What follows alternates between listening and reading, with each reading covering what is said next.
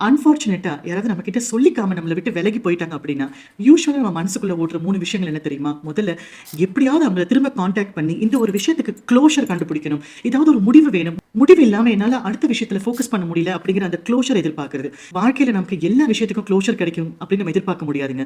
சில விஷயங்கள் அப்படியே போயிடுறது பெட்டர் தான். அப்படியே விட்டுடலாம். 2வது நம்ம அவங்க கூட எப்படியாவது மறுபடியும் ஒரே ஒரு தடவையாவது பேசி நான் எக்ஸ்பிளைன் பண்ணணும், ஜஸ்டிஃபை பண்ணணும் அப்படின்னு அந்த பதட்டம், அந்த ஏக்கம் இருந்துட்டே இருக்கும்.